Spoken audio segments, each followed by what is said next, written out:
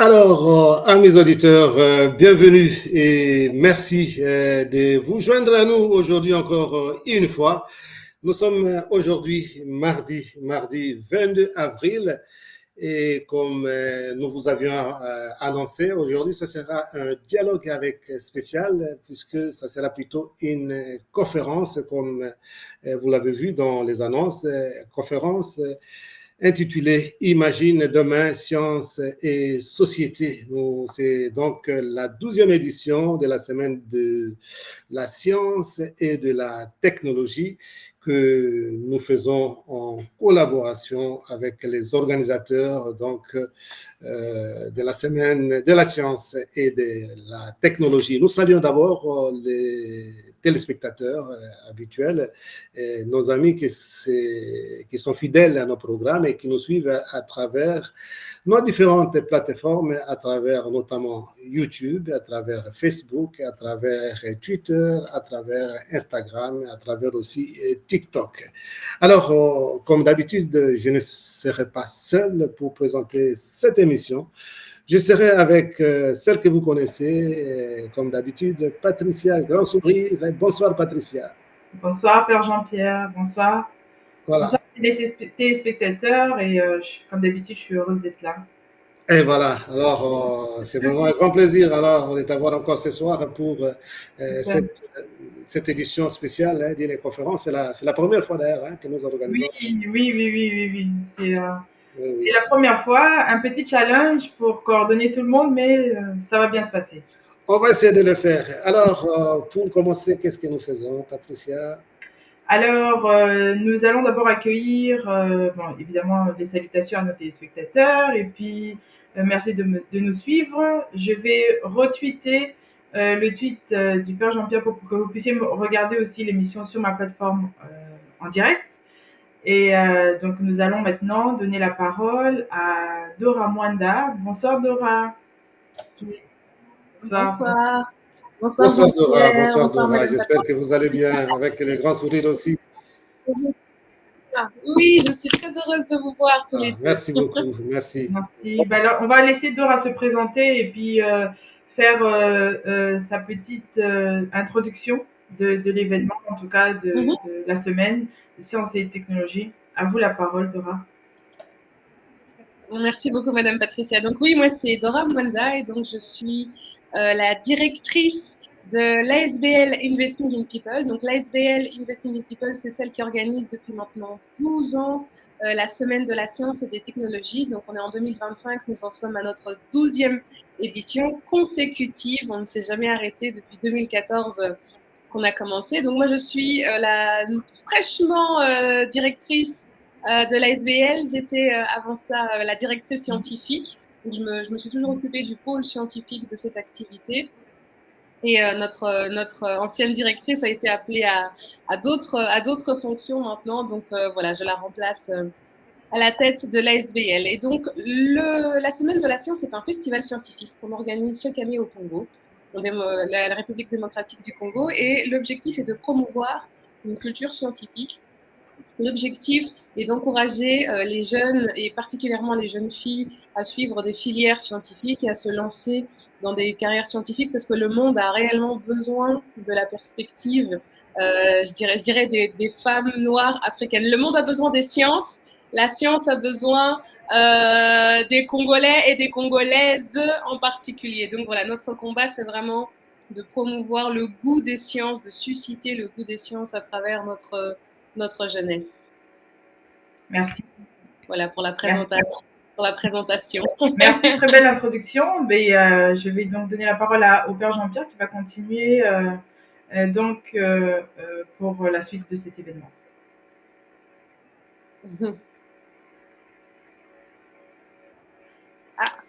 Père Jean-Pierre, on ne vous entend pas. Excusez, j'avais arrêté le micro. Donc,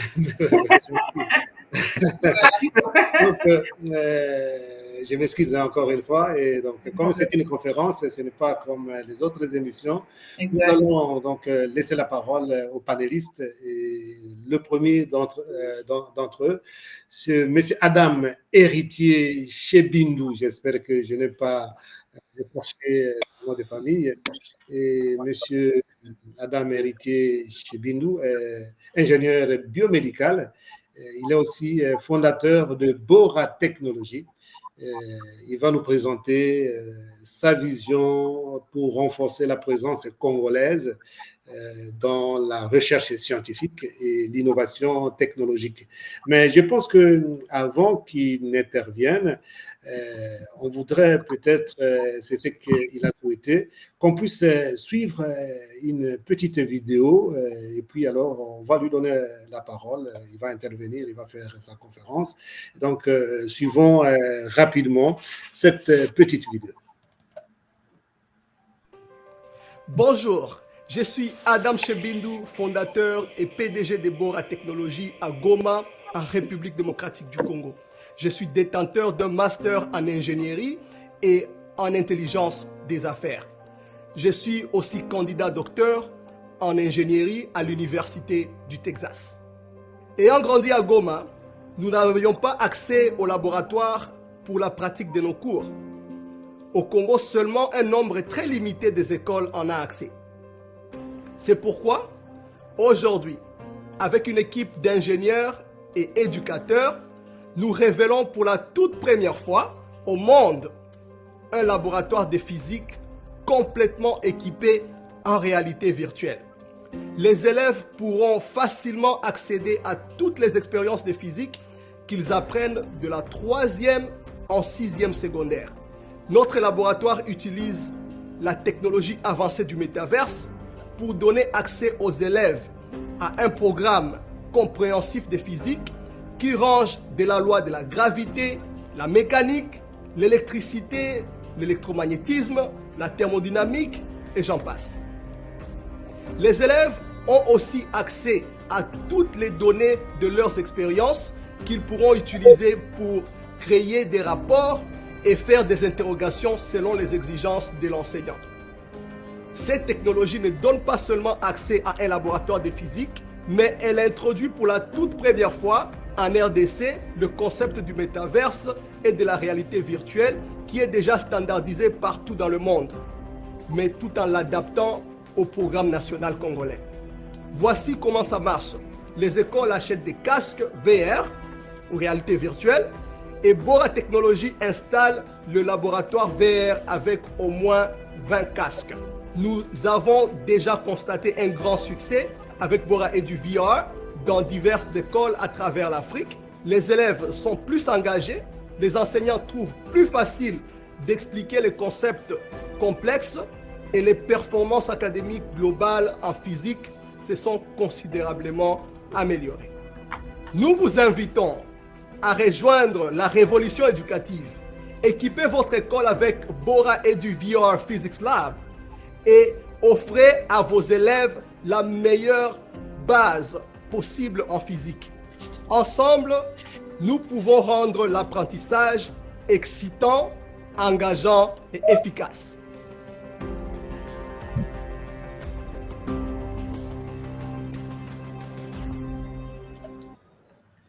Alors, nous venons de suivre là cette petite vidéo de monsieur Adam. Chebindou. Je crois que je n'ai pas écorché votre nom, monsieur Chebindou. D'abord, bonsoir. C'est ça, c'est très bien. Bonsoir ou bonjour, puisque vous êtes aux États-Unis, c'est la l'après-midi maintenant, on est presque 14 heures ici. Voilà, bon après-midi. Alors, vous avez la parole, nous avons suivi votre vidéo. Maintenant, comme c'est une conférence, et c'est nous qui allons vous suivre pour parler un peu, nous donner cette vision pour renforcer la présence, comme dans la petite note que nous a donnée, renforcer donc la présence congolaise dans la recherche scientifique. On a vu un peu le laboratoire que vous avez présenté, même si elle est visuelle. Et donc, c'est l'innovation, c'est une innovation technologique. Alors, vous avez la parole, c'est une conférence. Nous, on vous suit et puis on va poser quelques questions. Absolument. Vraiment, c'est un grand plaisir d'être là. Et salut Dora et tout le monde. Ça a toujours été un plaisir de participer à la Semaine de la Science chaque année. Je me rappelle la toute première édition de la Semaine de la Science. J'ai une histoire personnelle. J'étais en 6e secondaire à Kinshasa et j'étais à l'Institut Bobo Collier à ce temps-là. Et il y avait un dépliant quelque part, quelqu'un a jeté ça et j'ai ramassé. Et j'étais en 6e secondaire, je ne savais pas quoi devenir ou qui être dans la vie. Donc, je faisais la biochimie et que j'avais plusieurs options sur quoi je peux étudier. Et je me suis présenté à l'Athénée de la Gombe. Il y avait des exposés des étudiants de l'ISTA à l'époque. Et il y a quelqu'un qui présentait, je crois que c'était un ventilateur qui tapait la main pour les ventilateurs commençaient à tourner. Et pour la première fois aussi, j'ai pu voir l'ADN. Donc, on faisait le PCR live. J'ai pu voir l'ADN pour la première fois. Donc, c'était très fascinant pour moi et je suis très curieux. Bien sûr que je les ai posé plusieurs questions. Plusieurs questions que je les ai posées et j'ai passé toute l'après-midi là-bas.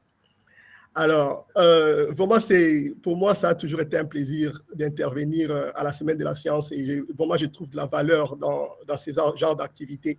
Alors, parlons de la science et de la recherche scientifique. On doit d'abord savoir le pourquoi de la recherche scientifique, pourquoi c'est important et pourquoi on doit y investir et pourquoi on doit y mettre le temps.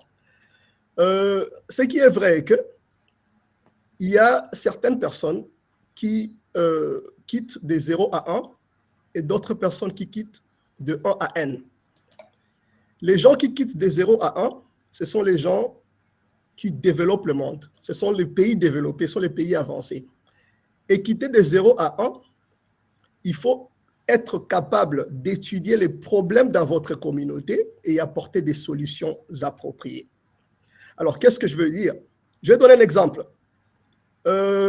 Amazon, c'est la compagnie Amazon, c'est un exemple, bref, soit très rapide.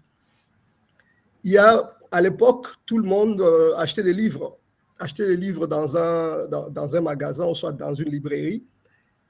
Et Amazon s'était dit que voilà, il y a l'Internet qui a été inventé et désormais, les gens peuvent acheter ces livres ici en ligne.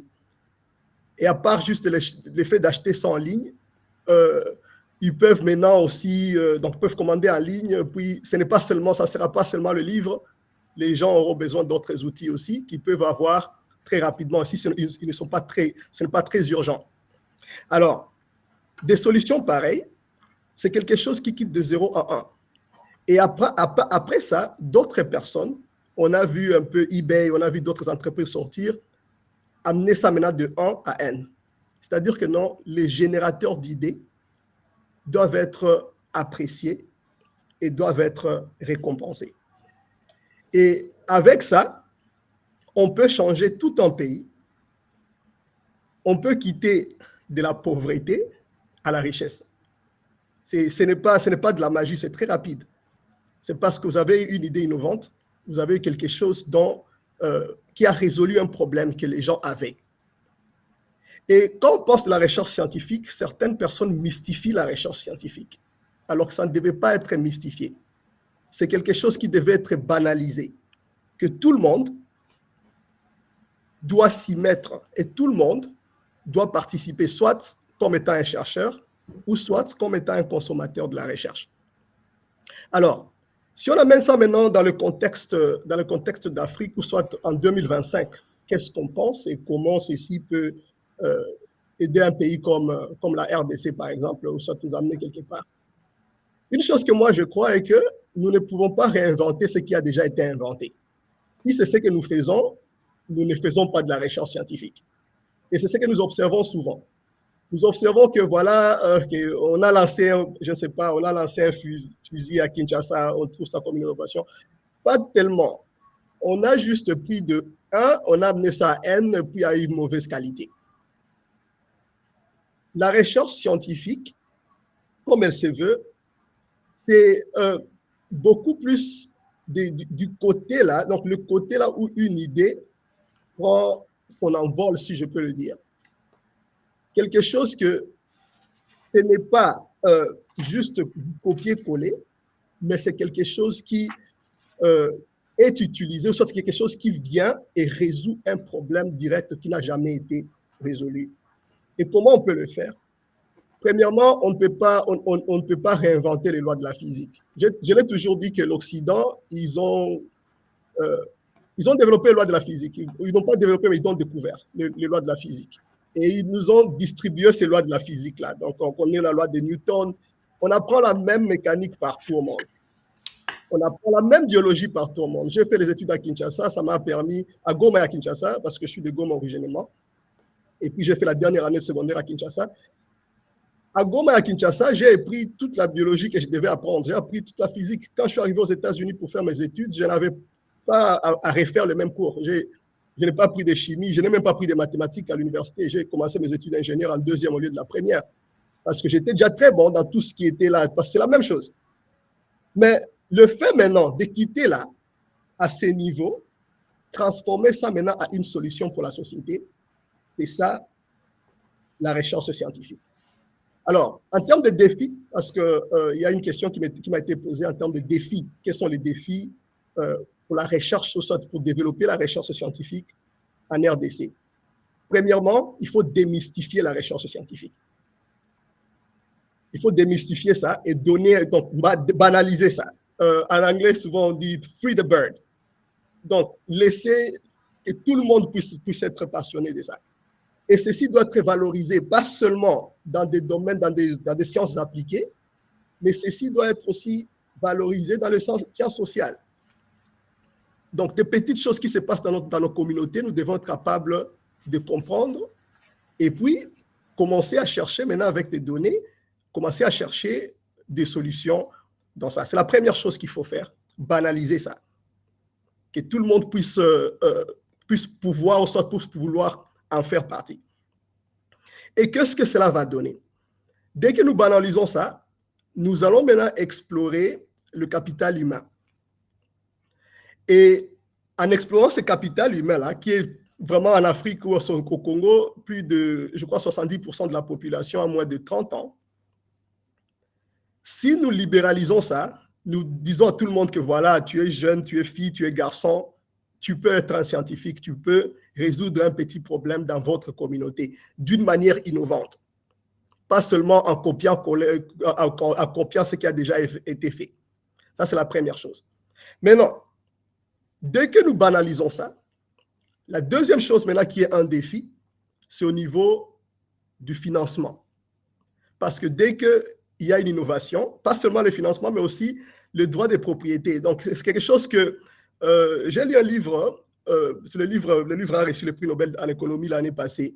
Pourquoi les nations faillissent? Why Nations Fail? Le livre parle des institutions politiques qui créent de lois ou soit qui créent des ordonnances économiques qui peuvent permettre au développement. Et c'est là où la recherche scientifique se pose. La recherche scientifique, dès qu'un scientifique découvre quelque chose, la chose doit être valorisée. Et à part valoriser, la personne, parce que de toute façon, nous voulons faire ça d'une manière, comment je peux dire, nous voulons faire ça pour l'intérêt national, mais très vrai, le concept de l'intérêt, plusieurs intérêts individuels dans des bonnes directions qui deviennent des intérêts nationaux. Alors, dans ce contexte, dès que quelqu'un crée quelque chose, que ceci soit à l'UNIKIN, que ceci, parce qu'on a travaillé avec des collègues à l'UNIKIN, il y a plusieurs, il y a les gens comme les des centres à l'UNIKIN, où ils font des nanotechnologies, et plusieurs autres choses qui se font au niveau local, que peut-être ce n'est pas diffusé, que tout le monde n'en parle pas, mais quand même, il y a des publications qui se font au niveau international. Alors, donc, il y a des contributions qui sont en train de s'ajouter et les gens sont en train d'étudier leurs problèmes. Maintenant, si cela est valorisé, premièrement, et deuxièmement, si ces gens-là qui créent ces technologies reçoivent quelque chose de leur technologie, si cette technologie-là peut être une technologie qui peut être développée à une entreprise, l'entreprise se crée. Si c'est juste la science des bases, par exemple, je suis un scientifique de base, j'étudie les petites choses. Dans ma thèse de doctorat, j'ai fait la communication entre les cellules. Ce n'est pas quelque chose de très, très grand. C'est quelque chose de fondamental. Alors, des petites choses-là, si cela aussi reçoit du crédit, ça va nous permettre à créer un écosystème dans notre pays qui pourra promouvoir nos propres scientifiques. Bon, en parlant maintenant des solutions, l'autre question qui m'a été posée, c'est quel serait le rôle des entreprises comme Bora Technologies dans la promotion de la recherche scientifique au Congo. Quand j'ai conçu Bora comme une entreprise une en trois. Et la manière dont nous fonctionnons, premièrement, nous avons Bora Technology. Bon, une bonne analogie serait les entreprises d'Elon Musk. Je suis trop Elon Musk. Alors, Elon Musk a Tesla, il a SpaceX, il a Neuralink, et puis il a X, qui est formerly Twitter. Ce qui était Twitter. Alors, on a presque le même concept à Bora. À Bora, on a Bora Technology, qui est une entreprise de développement des technologies, c'est-à-dire on développe des logiciels, comme on vient de les montrer ici, en réalité virtuelle pour l'éducation. À part ça, et puis ce sont des technologies qui sont propriétaires. Donc, on est en train de vouloir, on aura un droit d'auteur sur ça parce que c'est quelque chose qui n'a pas été fait ni au Congo, ni partout ailleurs. On a amené la physique en réalité virtuelle. Et c'est quelque chose de grand parce qu'il y a toute une mathématique qui est derrière ça. Ce n'est pas juste, ce n'est pas comme un jeu vidéo, si on peut dire. C'est la différence. La différence, c'est que le jeu vidéo, c'est vraiment complètement différent avec la physique parce que dans les jeux vidéo, les objets n'ont pas de physique. Mais ici, les objets, quand vous avez vu une boule tomber, c'est-à-dire c'est vraiment la vraie gravité qu'on a essayé de simuler en réalité virtuelle. Alors, ça, c'est la partie de Bora Technologies, qui est une entreprise où on développe des technologies. Aussi, on fait des services d'ingénieurs, donc nous travaillons sur des applications mobiles, tout ce qui suit. À part ça, nous avons maintenant le Bora Science Group, qui est Bora Research Group. Le Bora Research Group, là, c'est vraiment la recherche. Et maintenant, nous travaillons parce que j'ai fait la biomédicale et puis beaucoup de nos collaborateurs font aussi la même chose. Alors là, nous travaillons sur des technologies biomédicales. Maintenant, là, d'ailleurs, dans quelques mois, ici aux États-Unis, Bora va ouvrir une branche. Et la branche sera, on utilise l'intelligence artificielle pour détecter les maladies. Et là, c'est la pure recherche. Et là, pour vous dire alors, l'équipe qui travaille sur ce genre de technologies, ils sont éparpillés au Congo. J'ai des gens à Lubero, j'ai des gens à Butembo, j'ai des gens à Goma, j'ai des gens à Nairobi, à Kampala. Ce sont tous ces gens ici avec qui on travaille. Alors, vous pouvez me dire que non, voilà, quelqu'un de Lubero peut-être n'a pas accès à ceci, peut-être il a même un problème d'avoir l'eau. Mais comme j'ai dit, si on libéralise la recherche scientifique, on va avoir des cerveaux, on aura les gens qui sont très brillants et qui pourront y travailler. Alors, pour finir, il y a maintenant une autre branche de Bora qui est maintenant Bora Scientific Journal. Alors, après avoir créé des technologies, après avoir fait des études scientifiques correctes, on doit maintenant montrer ça au public. On doit maintenant s'approprier la narrative. Dans la Bible, souvent, il y a je crois que c'était Nathanaël qui parlait à Philippe, qui disait que non, peut-il sortir de Nazareth quelque chose de bon? Alors, c'est un peu la question qu'on veut montrer au monde, voilà, que non, il y a une autre image. Il y a une autre image de Goma. Ce n'est pas seulement la guerre que nous avons à Goma, ce n'est pas seulement les difficultés que nous avons, mais à Goma, nous produisons aussi des scientifiques. À Kinshasa, nous produisons aussi des scientifiques. Et voilà les travaux de ces scientifiques-là. Nous avons ça en magazine, donc il y a le Bora Scientific Magazine. Et à part le Bora Scientific Magazine, il y a maintenant un journal de publications que nous sommes en train de mettre sur pied, qui pourra publier les recherches des scientifiques congolais, pour le montrer maintenant au monde. Alors, en réfléchissant d'une manière un peu multidisciplinaire, si je peux le dire, nous pouvons commencer à créer des solutions et nous pouvons banaliser la recherche scientifique dans nos communautés. Et avec des activités comme Semaine de la science, on peut inviter le monde et on peut leur présenter, voilà ce qui se passe au Congo. Mais surtout, ne tombons pas dans le piège du copier-coller. Essayons de résoudre un problème chez nous, pas adapter une solution à l'américaine ou une solution à l'européenne au problème du Congo. Et je crois que c'est ça mon intervention sur la recherche scientifique au Congo. En tout cas, merci beaucoup pour cette intervention. Et il y a beaucoup de choses, évidemment, que je crois les téléspectateurs ont pu suivre, nous aussi qui sommes avec vous. Et vous avez parlé de beaucoup de choses et je crois que maintenant nous allons poser peut-être quelques questions, hein, puisque c'est quand même intéressant ce que vous avez dit. Vous avez récapitulé quelques mots-clés, hein, en parlant par exemple d'éviter les copier-coller et que on doit plutôt, disons, chercher à résoudre des problèmes qui n'ont jamais été résolus. Et puis, vous avez mis l'accent sur le capital humain, qui est un élément très important. Évidemment, le nerf de guerre, c'est l'argent. Donc, vous avez parlé aussi des financements. Sans oublier aussi, vous avez fait allusion maintenant, puisque ma question c'était ça, quand vous avez parlé de Bora technologique, et c'était virtuel, mais vous avez complété, et ça m'a apaisé d'ailleurs aussi, en parlant aussi de Bora Research Group. Donc, c'est pour dire que vous n'êtes pas seulement virtuel, et donc il y a aussi des concrets. Alors maintenant, nous allons peut-être poser une ou deux questions, et je laisse la parole à Patricia d'abord. Bonsoir, bonsoir Adam. Merci pour cette intervention vraiment très pertinente. Évidemment que j'aurais aimé qu'on ait plus de temps, mais j'ai une ou deux questions à vous poser. Il semble qu'avec ta création, tu as, excuse-moi, je te tutoie, tu as vraiment relevé un défi majeur grâce à cette nouvelle technologie.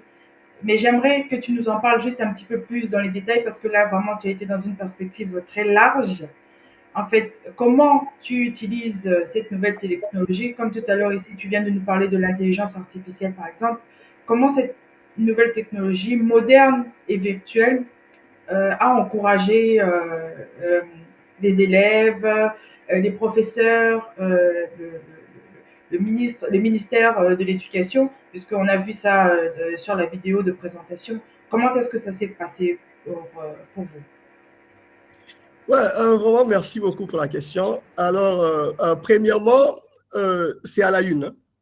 C'est à la une au monde. À ce moment, l'idée, le concept du métaverse, de la réalité virtuelle, je crois avec le Vision Pro de Apple, où quelqu'un pouvait, il y a maintenant ce qu'on appelle le mixed reality, donc vous pouvez être dans le monde actuel et dans le monde virtuel au même moment.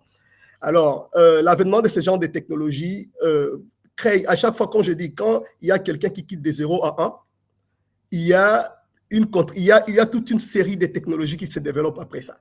Quand quelqu'un crée, quand quelqu'un fait les recherches, il y a une série de technologies qui se développent.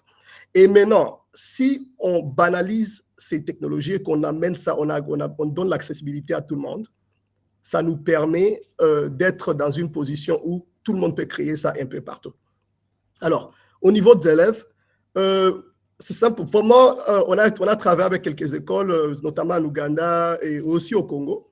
Et on est en train de vouloir encore promouvoir ça davantage parce qu'on a reçu un petit financement de Mastercard Foundation sur ces projets particulièrement et que nous voulons amener ça un peu plus au Congo, même à Kinshasa maintenant. Parce qu'on travaille beaucoup plus à Goma, on a perdu trop de choses pendant la guerre ici du M23, mais on est en train de vouloir nous mettre dans une autre ville où on sera en train de développer. Avec les élèves, vraiment c'est fascinant.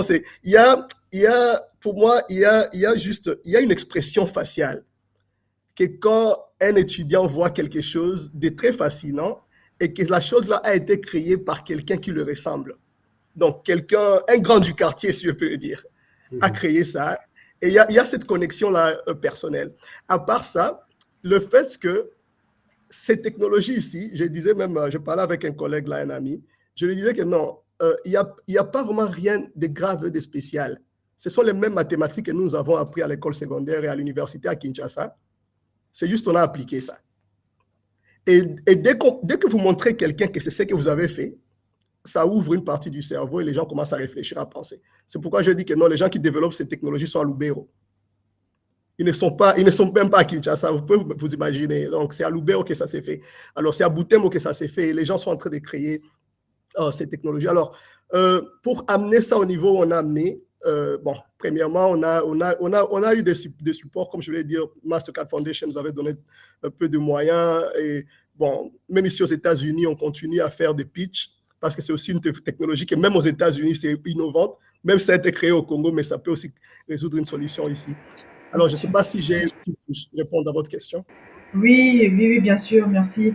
Dans combien d'écoles, juste pour préciser, bon, pas parfaitement, mais dans combien d'écoles vous projetez de vous implanter dans, on va dire, d'ici 2, 3 ans?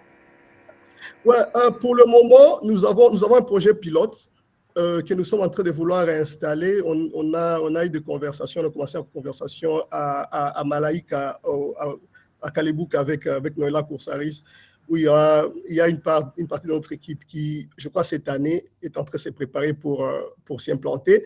À Goma, on a commencé à travailler avec l'équipe International, on a fait beaucoup de choses ensemble. On a même organisé des camps de vacances et tout, et consorts. Aux États-Unis, la même technologie pendant cet été, nous aurons un camp pour les enfants de, je crois, du 7e et 8e. Alors, pour ça, donc, c'est ce qu'on voit. Et puis maintenant, dans la projection, pour moi, je veux d'abord que les projets pilotes puissent être assez solides. Maintenant, là, on a, je crois, une trentaine d'expériences en physique qui sont déjà complètes. Alors, nous projetons. Je suis en train de discuter avec quelques préfets des écoles, juste pour des programmes pilotes. Nous amenons tous les matériels et puis vous essayez, vous appréciez, nous on collecte les données. Alors, c'est ce qu'on est en train de faire en ce moment. Merci beaucoup, c'est très innovant. Merci. Alors, moi, j'ai une petite question aussi. Hein. Je pourrais en avoir plusieurs, mais on tient compte du temps aussi, puisque vous avez fait allusion à votre thèse et que c'est aujourd'hui que vous défendez. Nous vous souhaitons déjà une bonne chance. Alors, on ne voudrait pas vous prendre beaucoup de temps. C'est comme ça qu'on pourra limiter même des questions pour que vous soyez à l'aise pour argumenter devant le jury. Alors, vous avez parlé de votre entreprise, hein, Bora Technology. Mais alors, quand vous parlez de Bora Technology, Bora Research Group, est-ce que vous séparez les deux initiatives ou les deux groupes ou les deux business, ou bien c'est d'abord un seul business? Alors, et puis, alors, la question principale est de savoir comment ces initiatives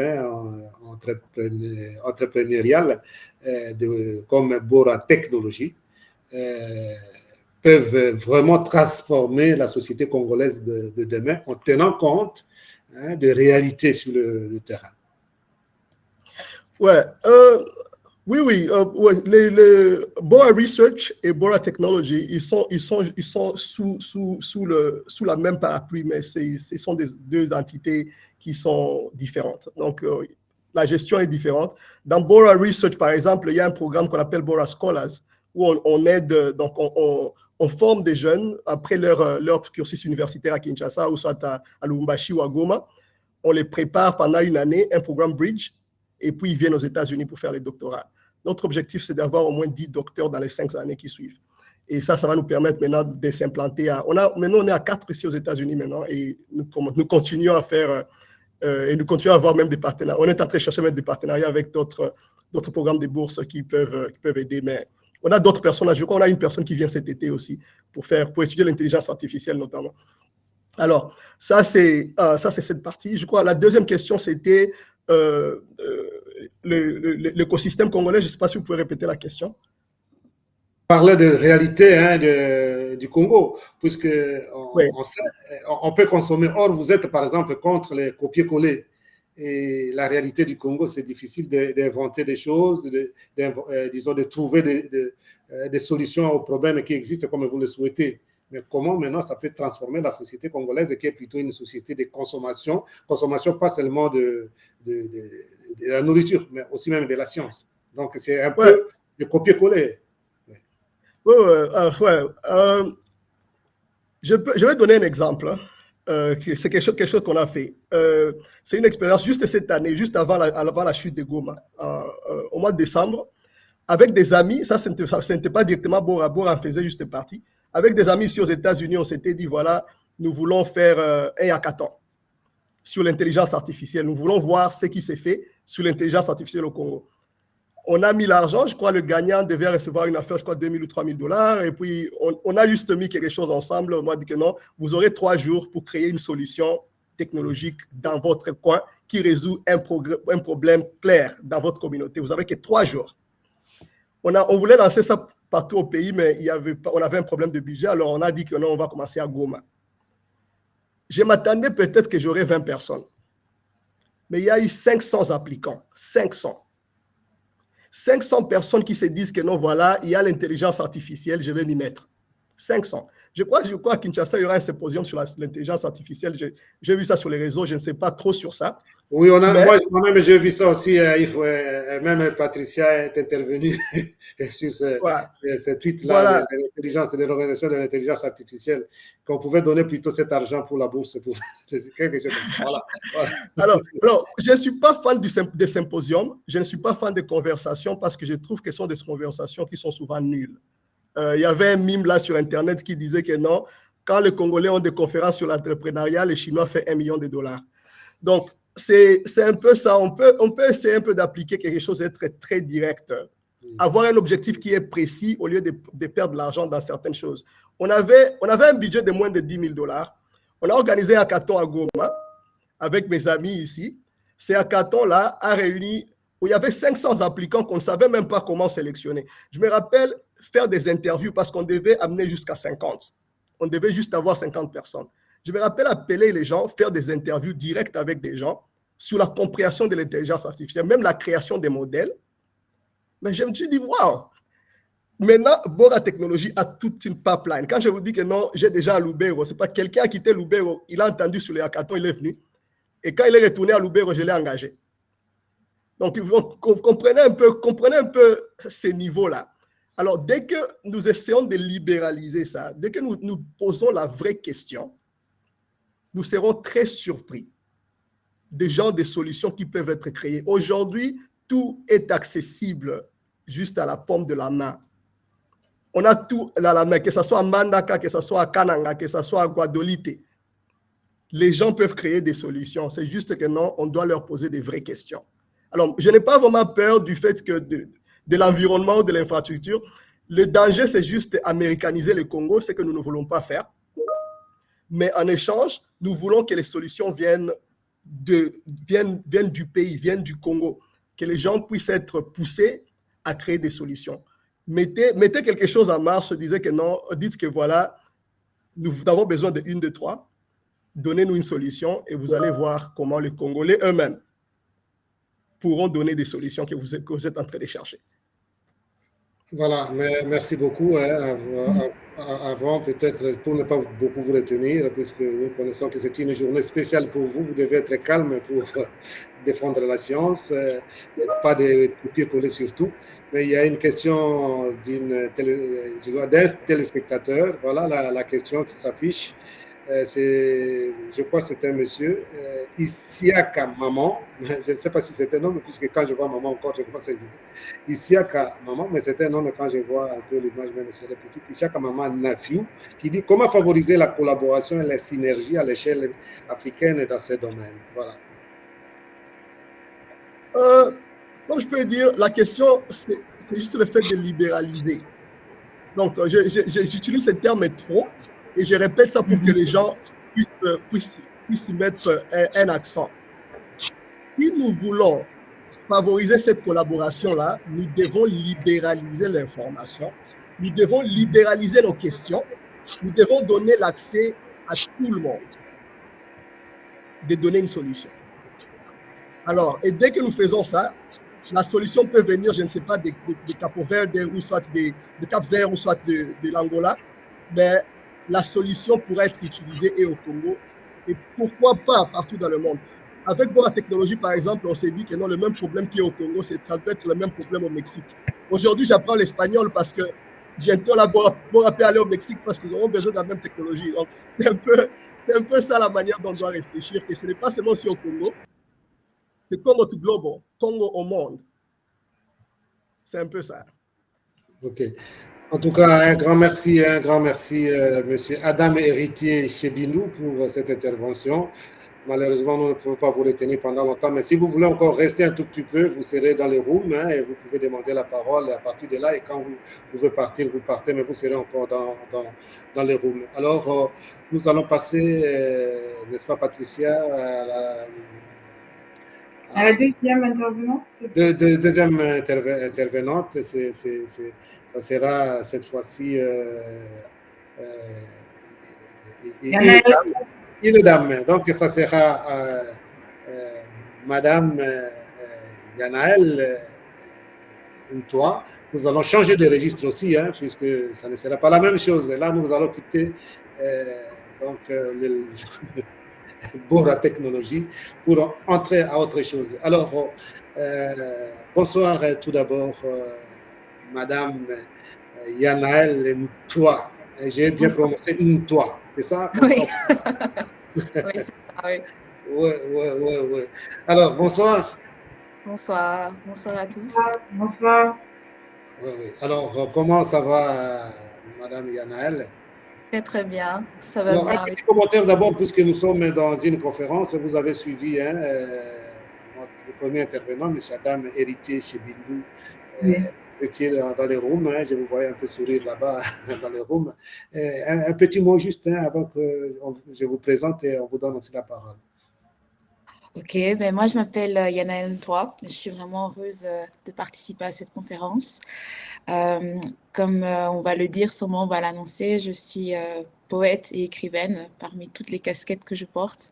Et aujourd'hui, je viens présenter mon livre, Bolingo, pour parler d'une société inclusive. Oui, alors vous allez y arriver. Justement, j'ai demandé plutôt de dire un petit mot sur l'intervention de M. Adam Chebino, puisque vous avez suivi à partir de... Si je peux me permettre, Oui. si on peut faire des liens, c'est parce que pour les auditeurs qui nous écoutent, nous sommes plusieurs panélistes qui attendent dans la room. Et c'est vrai qu'il y a Yanaël qui intervient et la toute dernière intervenante, qui est très intéressante, s'appelle Laetitia Massa. Et elle voulait faire des liens. En fait, dans son intervention, elle fera des liens avec ce qu'a dit Adam, parce qu'ils sont vraiment... moi qui les connais très bien tous les deux, ils ont la même manière de voir le monde. Et donc, elle fera beaucoup de liens par rapport à ce qu'a dit Adam, et ce sera très intéressant. Donc, donc que les gens ne se précipitent pas, il y a des panélistes. Nous avons d'ailleurs présenté ça dans nos communiqués, donc ils savent de toute façon, les gens qui ont lu, on avait présenté les noms des panélistes, donc il y en a 4, même si peut-être on peut avoir des difficultés. Voilà. Donc la question, c'était d'abord de demander à Yanaël qu'est-ce qu'il pense de ces, disons, il a suivi, il peut avoir peut-être quelque chose qui l'a intéressé. Oui, mais je pense que c'était très bien la présentation, la première présentation qu'on a eue. Je trouve que c'est intéressant le fait qu'on mette en avant la recherche locale. Je pense que c'est très important de ne pas faire de copier-coller. La RDC, c'est pas les États-Unis, et la RDC a sa propre valeur, en fait, sa propre authenticité. Son unicité aussi, sa différence, on va en parler lors de ma présentation, et c'est important justement de valoriser les chercheurs locaux et d'encourager les enfants à s'engager dans la recherche scientifique, que ce soit en sciences sociales ou en sciences dures. Alors, merci beaucoup, Yanaël. Alors, Yanaël, qui est la seconde personne à intervenir, donc comme panéliste dans cette conférence, poète et écrivaine belgo-congolaise, pour préciser, et militante pour l'inclusion sociale. Et elle va à présent exposer un plaidoyer pour une meilleure compréhension et acceptation de l'autisme, très important ça, en République démocratique du Congo, notamment, puisqu'elle fait beaucoup de choses et on lui donne la parole maintenant. Super, merci beaucoup. Donc, comme il a été dit, moi je suis Yanaël Ntoua, poète et écrivaine. Et le dernier livre que j'ai écrit s'appelle Bolingo, et il parle justement de l'accueil, de la bienveillance et de l'amour face à la différence, avec un cas spécifique sur l'autisme. J'ai écrit ce livre dont on voit la couverture là maintenant, parce que lors d'un de mes voyages en 2022 en RDC, j'ai vraiment été marquée par le vécu des enfants autistes en RDC, principalement à Kinshasa. Que ce soit au travers d'une discussion avec ma tante, qui est mère d'un enfant autiste, ou même d'une visite d'une école pour enfants autistes. De manière générale, je me suis rendu compte qu'en RDC, il y a un manque d'amour, de considération, d'information aussi, de connaissances et même d'opportunités pour les enfants autistes. C'est pour cela qu'aujourd'hui, j'aimerais bien vous présenter les 8 challenges. Les 8 challenges que j'ai pu observer, auxquels les enfants autistes sont confrontés actuellement en RDC. Le premier challenge, c'est le manque de considération. Les enfants autistes au sein de la famille sont souvent négligés, abandonnés, livrés à eux-mêmes, voire même enchaînés. Le deuxième challenge, c'est un diagnostic tardif. Les enfants autistes, en fait, sont diagnostiqués en RDC très tardivement. Ils vont donc grandir avec un certain mal-être durant des années sans réellement comprendre le potentiel qui sommeille à l'intérieur d'eux. Et ce mal-être va aussi peser sur leur entourage, sur leur famille. Le troisième challenge est en lien avec l'éducation. Dans une famille classique congolaise où il y a peut-être 3-4 enfants, classe moyenne, les parents vont préférer investir dans l'éducation des enfants qui sont considérés comme neurotypiques parce qu'ils vont se dire que là, on aura un retour sur investissement et ils vont délaisser l'enfant qui est neuroatypique parce qu'ils vont se considérer cela comme un risque et donc une perte. Quatrième challenge, toujours en lien avec l'éducation. Pour les parents qui vont vouloir investir dans l'éducation de leur enfant, ils vont être face à de nombreux défis parce qu'il y a très peu d'établissements scolaires qui sont adaptés aux enfants autistes. Cinquième challenge, pour les courageux, pour les enfants autistes qui vont quand même obtenir un diplôme, un certificat. Une fois quand ils vont arriver sur le marché du travail, il n'y aura pas d'emploi pour eux parce qu'il n'y a pas de postes qui sont adaptés pour les personnes autistes. Sixième challenge, le coût d'un auxiliaire de vie. Dans une famille où il y a un enfant autiste, ça aide au quotidien d'avoir une personne qui peut accompagner cet enfant dans ses tâches quotidiennes. Mais cela exige un coût et ce n'est pas à la portée de toutes les familles congolaises. Septième challenge, la lourdeur de ce que c'est de vivre avec l'autisme en RDC. En RDC, il y a tellement de tabous, il y a tellement de mots qui blessent, il y a tellement de préjugés, il y a tellement de stéréotypes. Et cela rend vraiment très difficile pour ces familles et ces enfants de vivre et de s'épanouir en RDC. Le dernier challenge, un enfant autiste n'est pas un autre. Quand on parle de l'autisme, en général, on parle du profil Asperger, parce que c'est là qu'on a des caractéristiques extraordinaires. On peut avoir un génie des maths, comme on peut avoir un artiste hors pair. Mais quand on parle de l'autisme, il faut se rendre compte que c'est un spectrum. Par conséquent, un enfant autiste n'est pas un autre, n'est pas spécialement dans le profil Asperger. Face à tous ces challenges, j'aimerais bien vous présenter une petite réflexion, une vision de ce que la société inclusive de demain pourrait ressembler et peut-être que la RDC pourrait l'incarner. Pour moi, cette société, elle a deux caractéristiques. Premièrement, elle serait aimante et deuxièmement, informée. Aimante.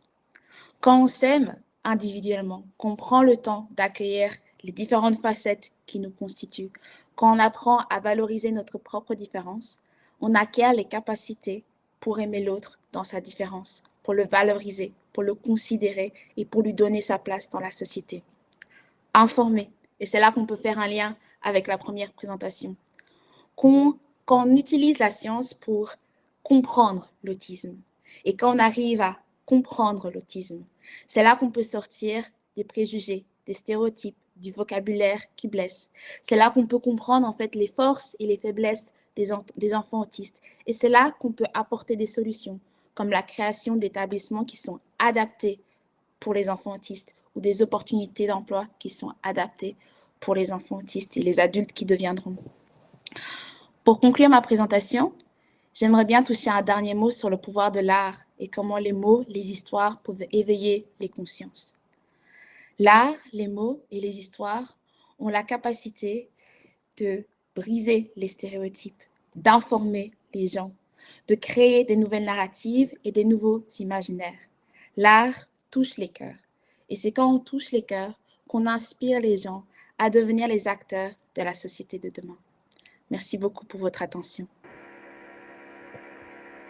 On sent que Yanaël est vraiment poétesse même dans la façon de parler. On sent l'artiste. C'est attrayant, ça captive. Elle est magnifique. Vraiment, c'est fantastique, hein, l'art de bien parler, hein, c'est vraiment la rhétorique. Voilà, donc merci beaucoup pour ça, Yanaël. Et maintenant, nous allons passer à quelques questions. Voilà. Oui, évidemment, j'ai une question. Bonsoir Yanaël. Bonsoir. Merci pour cette belle présentation et aussi pour, en tout cas, ce sujet très pertinent. Et j'aime beaucoup comment tu as fait la corrélation entre le trouble du spectre autisme et la recherche scientifique. Oui. Et comment est-ce qu'on peut lier les deux. Vraiment, c'est très bien trouvé. Alors, ma première question, c'est qu'en faisant quelques petites recherches pour préparer l'émission, évidemment, j'ai vu dans les données de l'Organisation mondiale de la santé que l'autisme touche un enfant sur 100, je pense, si je ne me trompe pas, en Afrique. En RDC, je ne sais pas, je n'ai pas pu trouver des données exactes. Mais et dans ta liste, en tout cas, de challenge, j'ai vu que tu as parlé aussi de tabous. Alors, ma première question, c'est comment est-ce qu'on peut vraiment briser les tabous? Euh, Évidemment, tu as parlé de l'art, mais est-ce que tu pourrais nous donner un exemple concret, peut-être en nous expliquant un petit peu ce qu'il y a dans ton livre, peut-être que c'est par rapport aussi à ça, et aussi pour mieux comprendre en fait le trouble du spectre autisme, comme tu viens de le dire, et favoriser l'inclusion des personnes autistes dans la communauté, dans les familles et dans la société en général. Euh, dans ces 8 challenges que tu nous as vraiment fabuleusement expliqué ici, est-ce qu'il y en a un qui est plus important que l'autre, que tu favoriserais et que tu mettrais en premier plan? Merci. Alors, pour répondre à la première question, d'ailleurs, merci pour ces questions. Comment briser les tabous? Alors, la semaine de la science nous a permis de faire de la sensibilisation au travers du livre. Et donc, j'ai des animateurs qui vont visiter plusieurs écoles sur Kinshasa actuellement. Et ce que j'aime beaucoup, c'est qu'ils font un atelier qui s'appelle « Sortir du vocabulaire qui blesse ». Et donc, ils demandent aux enfants, en fait, quels sont les vocabulaires qu'ils ont peut-être déjà entendus dans leur vie, qui les a blessés. Et donc, ils vont faire une liste de ces mots qui blessent. Et donc, face à ces mots qui blessent, ils leur proposent d'autres mots qui sont inclusifs, qui permettent justement d'arrêter de blesser, d'arrêter de rester dans ce cycle de tabous. Et ça, je pense que c'est une première piste. Si on veut sortir des tabous, il faut changer le vocabulaire. Là, on parle par exemple d'un enfant bête, bizarre. Pourquoi est-ce qu'on n'utiliserait pas le terme neuroatypique? Déjà ça, je pense que ça apaise notre réaction quand on entend ce terme. Alors que quand on entend « Ah non, c'est un enfant bizarre, ah, il ne parle pas bien, ah, il ne parle jamais », et bien là, on rentre déjà dans l'attaque, en fait, dans la méchanceté. Mais quand on commence petit à petit à acquérir un vocabulaire inclusif, là, on commence petit à petit à briser les tabous. Pour répondre à votre deuxième question, qui est assez compliquée parce que ces 8 challenges ont tous leur importance, mais je dirais le premier, en fait, le manque de considération. Il faut commencer par considérer ces enfants, parce que dès qu'on les considère, on va considérer leur place dans la société, on va considérer leur éducation, on va considérer la science, parce que ça, c'est important. Vous avez mentionné que vous n'avez pas trouvé de statistiques, moi non plus. Il n'y a pas de statistiques en RDC concernant les enfants autistes. Et donc, pour toutes les personnes qui nous regardent et qui nous écoutent, je nous encourage à nous lancer dans la science, en fait, que ce soit la science dure pour comprendre ce que c'est l'autisme ou la science sociale pour comprendre le vécu de ces enfants. Il faut commencer par les considérer. Et ça, je pense que c'est le premier challenge à aborder et à adresser. Merci. Une petite question avant de donner la parole au Père Jean-Pierre. Où est-ce qu'on peut trouver votre livre? Alors, merci beaucoup pour cette question. Alors, il est disponible sur Kinshasa. Je vais donner par la suite les informations qu'on pourra peut-être noter en barre d'informations. Et il sera disponible dans 2 semaines à l'international via Amazon. Merci beaucoup. Merci. Père Jean-Pierre? Ok. Donc, comme je disais avant, à part l'art de bien parler, hein, la belle rhétorique de Yanaël, elle soulève des questions essentielles. Je crois que c'est vraiment important, puisque quand on n'a pas l'expérience de l'autisme, on ne peut pas comprendre de quoi il s'agit. Moi-même, j'ai un neveu qui est autiste, et il a fallu du temps, puisque souvent, dans nos sociétés africaines, quand l'enfant a des problèmes comme ça, on voit vite les raisons ailleurs. Donc, on parle d'envoûtement, d'histoires comme ça, et parfois c'est dur pour les parents de comprendre. Ou bon, quand on va quelque part, c'est pas des spécialistes de la pédiatrie, ils parlent plutôt de retard de croissance, ainsi de suite. C'est quand même une dimension importante qui crée évidemment, comme vous avez dit, des stéréotypes qu'il faut essayer de briser. Alors, ma question, Yanaël, est justement de savoir quel rôle, à partir de l'art, quel rôle peuvent jouer, par exemple, l'art, les mots, la culture pour éveiller les consciences et puis transformer la société congolaise de demain. Ma question, c'est toujours un peu, même pour notre ami Chibindu, c'était toujours la société de demain, puisque ça, c'est le but aussi de la science pour transformer la société de demain. Alors, quel rôle peuvent jouer comme ça l'art, le mot, puisque vous êtes dans la littérature, dans l'écriture, la culture, pour éveiller, c'est vraiment la conscience, transformer la société de demain et surtout même dans le monde de compréhension de certaines situations comme l'autisme. Merci beaucoup pour votre question. Alors, comme je l'ai dit, l'art, ça informe en fait, ça crée des nouvelles narratives. Et c'est ça qui est chouette avec un livre pour enfants, c'est qu'on a des enfants qui vont grandir avec une nouvelle narrative. Au lieu d'avoir peut-être la narrative qui pèse actuellement, dans ce livre, ils vont pouvoir voir qu'un enfant autiste a un potentiel. Un enfant autiste est digne d'être aimé. Un enfant autiste a sa place dans la société. Et donc, pour moi, c'est ça, le rôle de l'art. C'est de briser les stéréotypes, de créer des nouvelles narratives et de vraiment pouvoir toucher les cœurs.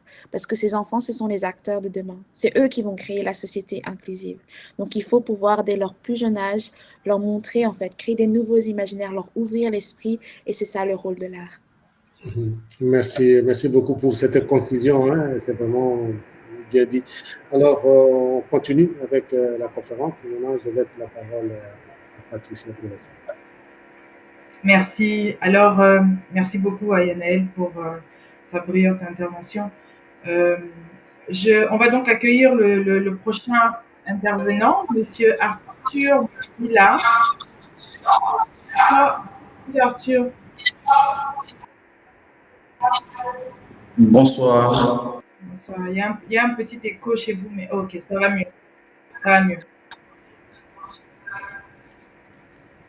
Oui, je vous salue. Je vous salue aussi. Vous nous entendez bien? Oui, je vous attends très bien. Ok, parfait, merci. Donc, on va continuer.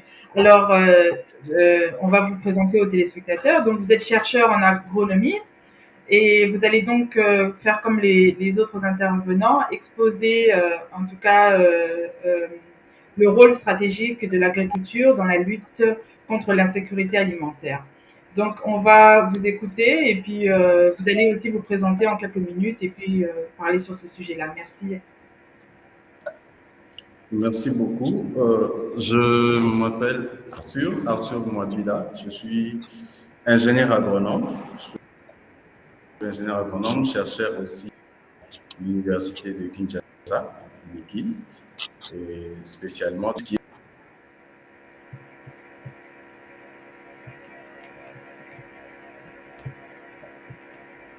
là. J'ai aussi une passion sur la promotion de la sécurité alimentaire, surtout en RDC. J'aime que s'imprègne un peu de cette situation. Voilà ce que je peux dire en bref. Merci. Alors, avant de commencer à poser des questions, en fait, je pense que vous deviez d'abord exposer le rôle stratégique en fait de l'agriculture dans la lutte contre la sécurité alimentaire. Si vous avez entendu bien entendu l'exposé.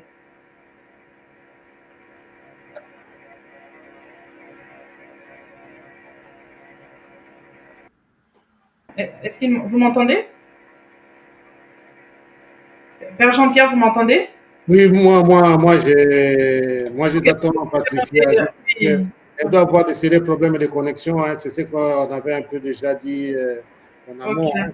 Il fallait avoir une bonne connexion là et ça risque de poser un peu de problèmes. L'image est figée, je pense. Là. Et puis, je me Oui. demande s'il n'a pas connecté deux choses, puisqu'il y a l'écho. D'accord. Voilà.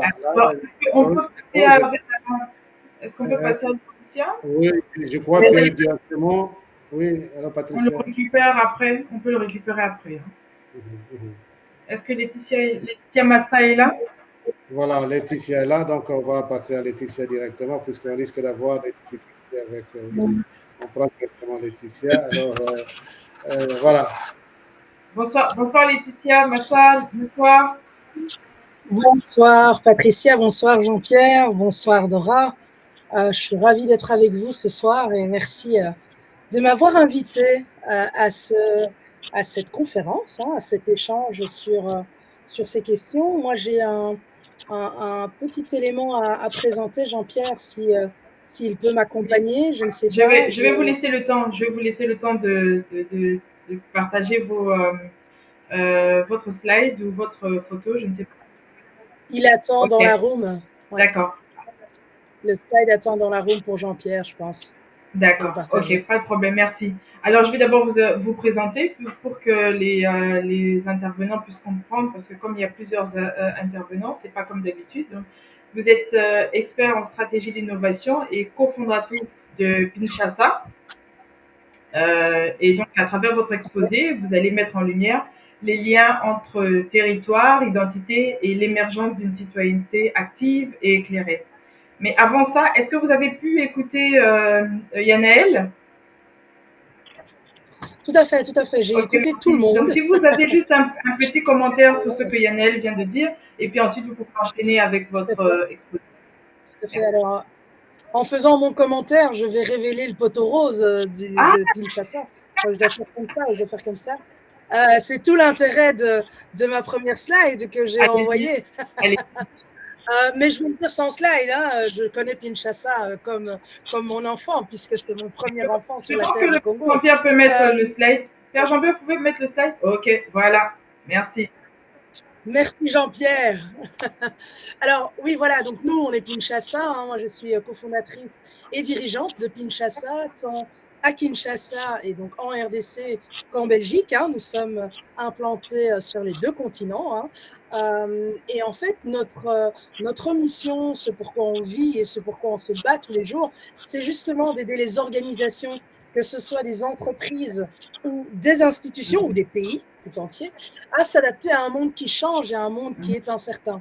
Et ça, on le fait à travers trois éléments particuliers qui sont un peu plus singuliers, on va dire, qui justement provoquent naturellement l'innovation. Le premier élément, c'est l'empathie.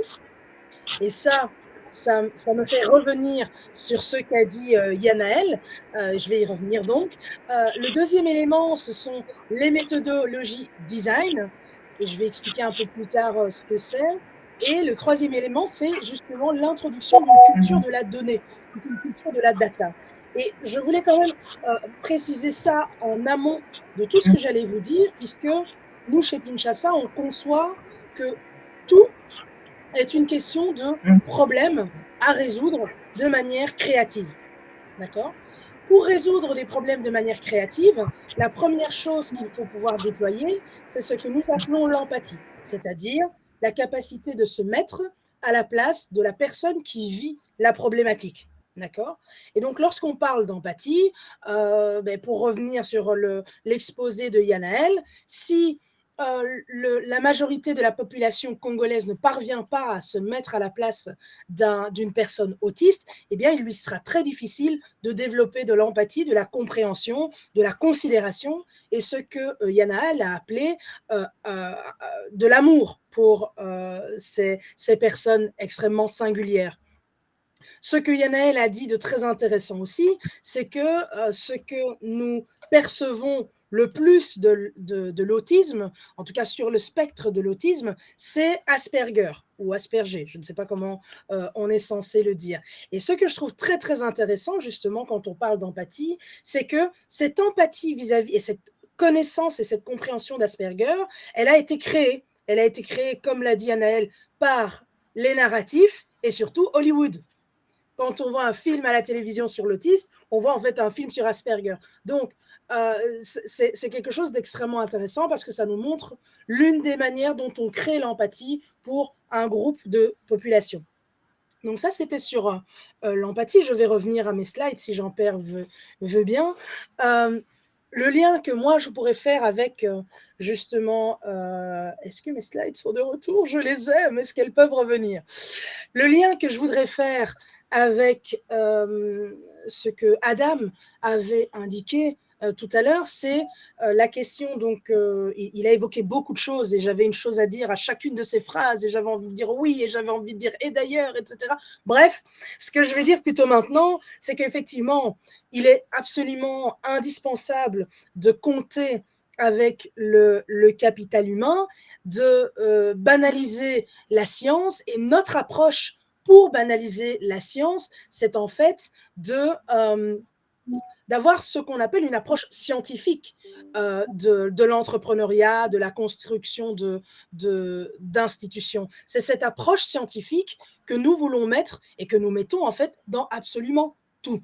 Et donc, plutôt que de parler d'être ou de ne pas être un scientifique, la seule question est de savoir, est-ce qu'on va fonctionner avec des hypothèses qu'on va valider ou bien est-ce qu'on va fonctionner avec du soi-disant savoir qu'on doit déjà avoir en amont. Et ce que nous faisons dans ce contexte-là, c'est diffuser, je ne comprends pas toujours, hop, c'est pas grave, on va y arriver.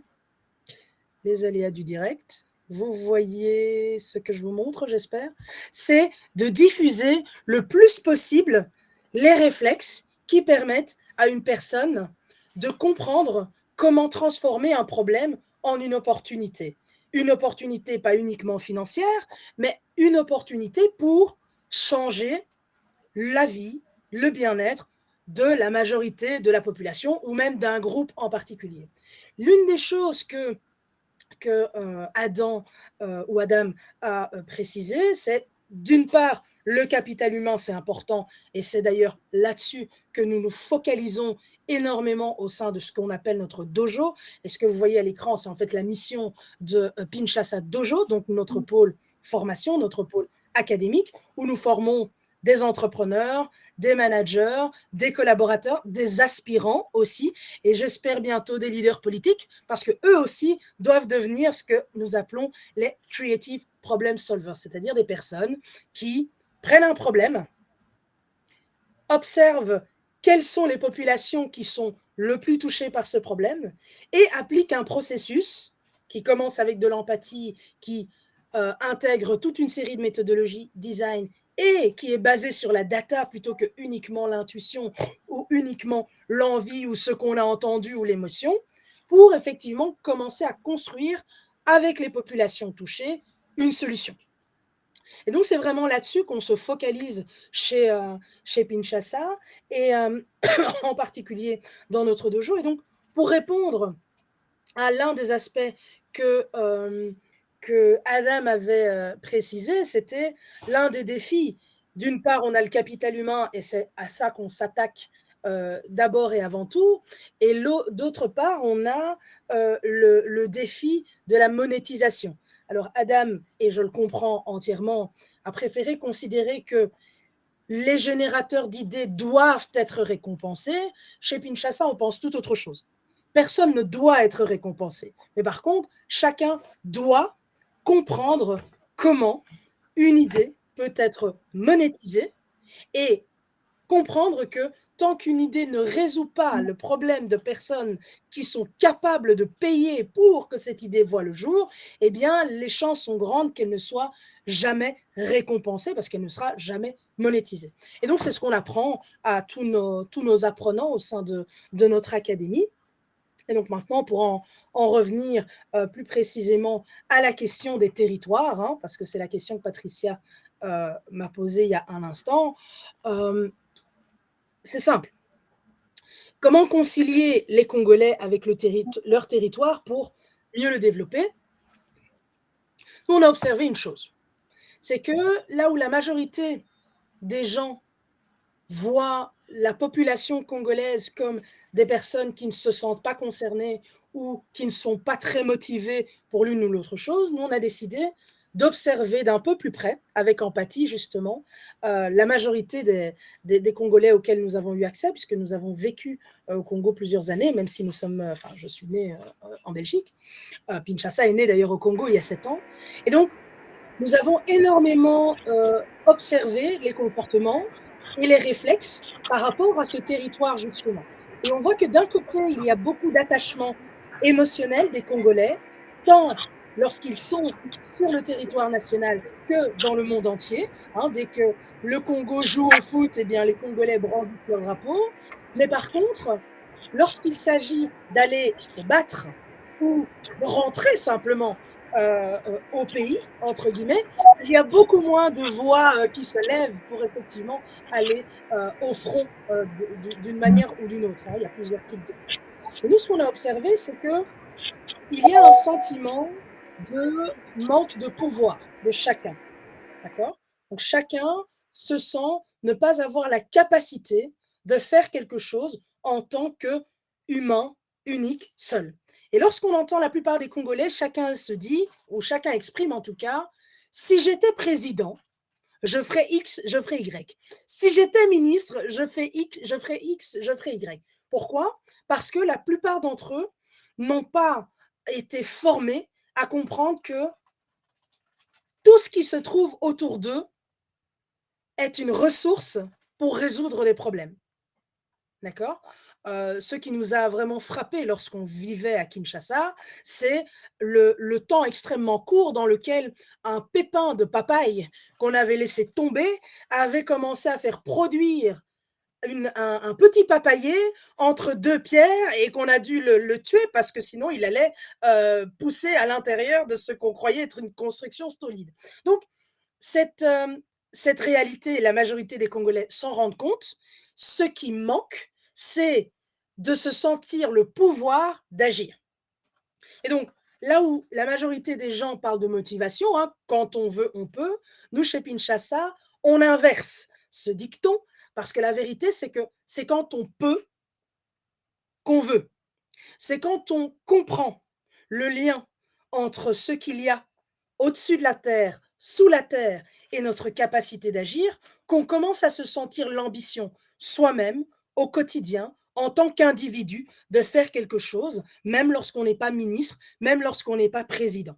Et ça, j'ai envie de le reporter mutatis mutandis avec cette question qu'on a à l'Est, justement, qui n'est pas juste une question, c'est une guerre quand même. On est là, tous, à attendre que quelqu'un, en dehors du Congo, fasse quelque chose. D'accord ? Notre réflexe, il est de se dire, nous sommes assis sur un tas d'or, des minerais, et il faut qu'on puisse vendre ces minerais à qui on a envie. Mais personne ne se dit, mais tiens, qu'est-ce que moi je peux faire avec ces minerais ? À quoi sert le tantal ? À quoi sert le coltan ? Comment transformer le coltan ? Quelle machine il faut pour transformer quoi ? Quel mécanisme je peux mettre en place ? Du fer, c'est pas ce qui manque. Les mécanismes d'une usine ou d'une machine, alors je ne vais pas dire que toutes les machines peuvent se faire avec 3 feuilles de fer, mais il y a énormément de choses auxquelles nous avons accès nous-mêmes, mais comme nous ne faisons pas le lien entre ce qu'il y a dans notre terre et autour de nous et notre capacité de le transformer nous-mêmes, nous n'occupons pas le territoire. Et nous n'occupons pas le territoire parce que nous attendons et nous avons été habitués, bien entendu, je dis nous, même si chez Kinshasa, on n'est pas comme ça, mais nous, en tant que Congolais, nous avons été habitués à ce que d'autres résolvent nos problèmes et non pas à résoudre nos problèmes de manière créative et de manière surtout endogène. D'accord ? Donc, au niveau de la réconciliation avec son territoire, et c'est là que la science revient, ou en tout cas l'approche scientifique des choses, j'ai envie de dire, la biologie nous permet de comprendre le cycle de la vie de tout ce qui nous entoure et l'impact de ce qu'on fait sur la Terre. La physique, en tout cas la chimie, corrigez-moi si je me trompe, hein, les vrais scientifiques, c'est vous. Hein, la chimie nous permet de maîtriser le tableau dit de Mendeleïev et de comprendre Ah ben tiens, j'ai trouvé ceci, plutôt que de chercher un acheteur, qu'est-ce que moi je peux faire pour transformer les choses, pour résoudre un problème local ou un problème même international, mais en tout cas résoudre un problème, plus se penser en résolveur de problèmes créatifs avec les ressources dont nous disposons, plutôt qu'en attentiste ou en vendeur des ressources pour que quelqu'un d'autre fasse. Donc ça, c'est vraiment de ça qu'il s'agit, la biologie, la chimie, et puis évidemment la physique, puisque pour transformer quoi que ce soit, il faut comprendre comment telle matière en devient une autre, passer du stade liquide au stade gazeux ou l'inverse, je ne sais plus, peu importe. En tout cas, comprendre les éléments qui nous entourent, c'est fondamental. Et je pense que dans l'éducation, de manière générale, il faut peut-être, je ne vais pas dire bannir le mot science, mais introduire une approche scientifique et empathique dans absolument tout ce que nous faisons.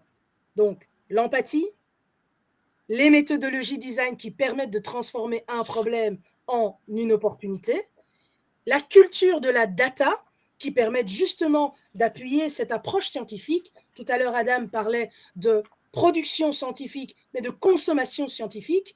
Toute personne qui a cette culture de la data va aller consommer de la data partout où elle est, et lorsqu'elle ne la trouve pas, eh bien en fait, elle va s'atteler à la produire. Et on produit de la data lorsqu'on a une approche scientifique des choses. Lorsqu'on voit qu'en X mois, le même phénomène se produit, on va finir par le noter sur notre carnet. Dire à quelqu'un, ah ben tiens, moi je remarque que lorsque je jette tel type de pépins dans tel type de terreau, eh bien c'est X mois qu'il faut pour obtenir telle solution. Alors, aucune de ces personnes n'est peut-être appelée un scientifique. Et comme on adore les diplômes, ben, on se dit qu'on n'est pas scientifique tant qu'on n'a pas 4-5 diplômes de PhD. Mais moi, je pense justement que pour démystifier la science, il faut décider que tout doit avoir une approche scientifique. Et ce n'est pas grave si on n'a pas le papier pour dire qu'on a eu cette approche scientifique. J'espère avoir répondu, Patricia, à ta question. Brillamment. Merci beaucoup, Laetitia Bossard. Merci. Vous avez absolument très bien répondu et très bien exposé votre sujet avec de bonnes observations. En tout cas, faire appel aux ressources pour résoudre un problème. Comment agir? J'ai plusieurs questions pour ça, mais je vais d'abord donner la parole au Père Jean-Pierre pour une question et puis je continuerai après. Oui, merci beaucoup. Et tout comme Yanaël avait le sens de l'art de parler, et ici on sent encore dans le parler de Laetitia cette hardiesse-là, et donc parler avec conviction pour convaincre même, hein, ça on le sent. Ça, c'est mon côté avocat. Et si elle était avocate, vraiment, c'est difficile de perdre un procès. Donc, merci beaucoup. Hein. Donc, quand elle change, par exemple, certaines affirmations qui sont classiques, hein. Quand on peut, on veut, puisque souvent on dit quand on veut, on peut, mais elle parle plutôt de quand on peut, on veut. Voilà. Et elle parle de... Elle met l'accent sur l'empathie, sur la culture de la data, et puis l'approche scientifique. Mais à certains moments, quand même, hein, ça c'était une autre question. Quand elle s'écarte de ça, elle dit, je ne sais pas si elle s'adressait à nous ou à Dora, elle dit, c'est vous qui êtes des scientifiques. Alors qu'elle parle aussi des choses scientifiques. Les dates, ce n'est pas pour les combats de mortels. Alors, démystifier la science aussi... Bon, alors, peu importe. Moi, je pose ma question assez simple. Ça, c'était seulement un peu de curiosité à partir de ce que nous a dit Laetitia. Laetitia, comment les Congolais et les Congolaises peuvent mieux utiliser leur territoire, justement, pour favoriser son développement dans le concret, pas seulement dans l'univers métaphysique et des sciences. Bien, nous, on a un process très simple, très simple. On part du principe que à un moment ou à un autre d'une aventure, il y aura toujours la question d'argent qui se pose. D'accord? Et c'est ce qui fait que les Congolais arrêtent ce qu'ils essayent de faire, même lorsqu'ils sont brillants. On brille dans le monde entier, mais on n'y arrive pas chez nous. Donc, la première question qui se pose, et nous, on a un processus construit, c'est celle de savoir de qui je résous le problème. Avant même de se poser la question de savoir qu'est-ce que je vais faire, non. De qui je résous le problème. Si je résous le problème des personnes de mon quartier, d'accord, eh bien, je vais aller vers ces personnes de mon quartier. Et ça, c'est ce qu'on appelle l'empathie, à savoir, je vais les interroger. Comment elles vivent leurs problèmes? Qu'est-ce qu'elles ont déjà essayé pour résoudre ce problème? Et je récolte de la donnée, l'approche scientifique. Je retourne dans ma cave et je regarde si l'idée que j'ai ou ce que j'ai envie de faire match, a un lien avec ce qu'on m'a dit qu'on avait comme problème. La deuxième étape, la deuxième logique, je raccourcis, parce que sinon on est là pour 5 heures. La deuxième étape, c'est celle qui consiste à se dire, OK, maintenant que j'ai compris ce qu'ils veulent, maintenant qu'il y a toute une série, enfin, ce qu'ils ont comme problème, maintenant qu'il y a toute une série de choses auxquelles je pense, je vais essayer la manière la plus simple, la plus à ma portée, sans aller chercher des financiers à 8000 km de chez moi, le plus à ma portée de résoudre au moins une petite partie du problème qu'ils ont énoncé. D'accord? Je vais donner un exemple simple. Les gens ont une difficulté avec laver leurs vêtements dans un quartier parce que, eh bien, il n'y a pas de machine à laver, parce qu'il y a souvent des coupures d'électricité. C'est très difficile de maintenir des vêtements propres pour toute une série de raisons. Moi, j'observe les choses. On a tous des machines à laver.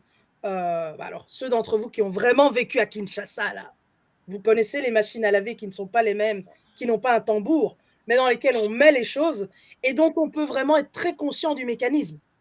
C'est simplement des vêtements qui tournent suffisamment vite, avec du savon sans doute, que pour que la vitesse permette à la saleté de se retirer. La vitesse, l'eau et le savon permettent à la saleté de se retirer.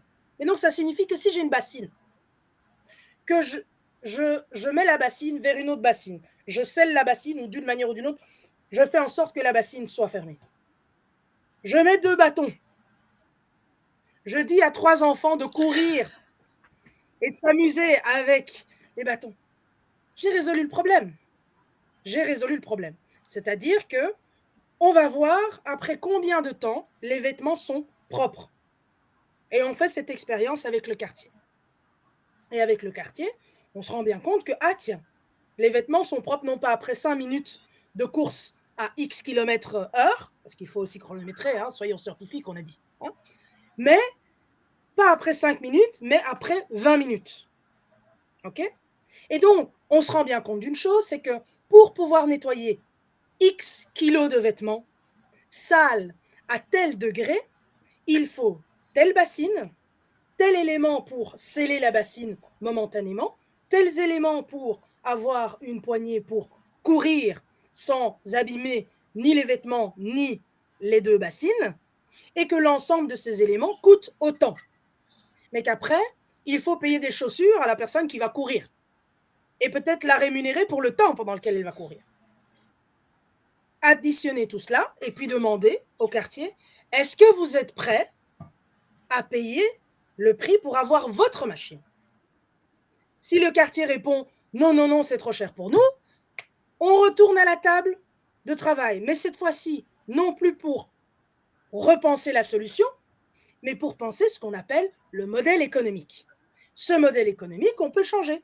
Si ce n'est pas une personne qui doit acheter chacune sa machine, ça peut être un achat en groupe, ou bien une mise à disposition, ou bien une location, n'importe quoi, pour résoudre toujours le même problème. Et ça, c'est pour vous donner un exemple que une personne qui, lorsqu'elle a 10 ans, a vécu une expérience comme celle-là, ne voit plus jamais le monde comme avant. Et chaque fois qu'elle voit quoi que ce soit autour d'elle, son regard s'illumine, son sourire grandit parce que là où elle entend des complaintes, elle voit une industrie. Donc, c'est juste pour donner un exemple. Donner l'habitude aux gens de démystifier les solutions à des problèmes, c'est ce que nous faisons, au sein de Kinshasa Dojo, leur montrer, et on l'a fait auprès de 75 personnes il y a quelques mois à Kinshasa. Certaines d'entre elles étaient des mamans qui étaient dans la filière du maïs. En une journée, elles ont pu se rendre compte à quel point elles étaient toutes capables de partir d'un problème qui paraissait insoluble et de construire un prototype prêt à être testé. Et donc, c'est ça qu'il faut faire. Donner le réflexe de l'action dans la simplicité, avec ce que nous avons, et ensuite, l'ambition de monétiser et de grandir. J'espère avoir répondu à la question, Jean-Pierre, et que c'était suffisamment concret. Laetitia, peut-être, je ne sais pas si vous avez vécu autant de Mobutu. Il y avait quelque chose qu'on appelait mon pape. Mobilisation, propagande, quelque chose comme ça. Vous seriez vraiment fantastique et pour ça, voilà, de parler. Vous savez convaincre. Bon, remettez ce ministère, je viens. Bon, en tout cas, je ne voudrais pas beaucoup retenir la parole. J'ai pitié puisque je suis à la régie. Je vois au room là-bas que notre Yanaël est restée seule et elle est en train de rire seule. Alors, je préfère aussi qu'elle soit présente avec nous. Ah, Yanaël. Voilà. Alors, donc, merci beaucoup pour la réponse et pour cette conviction. Je ne sais pas si Dora ou Patricia ont eu leur réponse. Oui, bien sûr. Mais moi, j'ai une autre question. Oui. Alors, quand moi je vais finir, c'est Patricia qui m'a donné la parole. Moi, en posant ma question, et quand je vous ai suivi, ça suscite encore beaucoup de questions, mais c'est la conviction que vous avez que ça me pousse encore à dire, voilà, avec Pinchasa, puisque si on ne prononce pas ça... Kinshasa avec un P. Oui, c'est ça. Si on ne prononce pas bien, on attend comme si c'était Kinshasa. Alors, exactement. On voit aussi Kinshasa avec tout ce qui est Kinshasa. Mais quand on voit Pinchasa, c'est pour dire qu'on a trouvé le problème à beaucoup de... donc, on a trouvé des solutions à beaucoup de problèmes. Comme disait le premier intervenant, donc il faut essayer de résoudre un problème qui n'a jamais été résolu.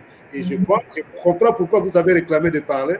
Alors, lui disait qu'il faut essayer de résoudre les problèmes qui n'ont jamais trouvé de solution. Et je pense que Pinchasa, c'est la pièce manquante. Disons, c'est des solutions aux problèmes qui n'ont jamais été résolus. Merci beaucoup. Hein, je laisse la parole pour la suite. Merci. Merci Jean-Pierre. Merci beaucoup Laetitia. Alors j'ai vu que Pinchasa, c'est vraiment une boîte qui produit la prochaine génération d'entrepreneurs. J'aimerais que tu nous parles, s'il te plaît, un petit peu plus de ton établissement et du travail, parce que là c'était un peu en général.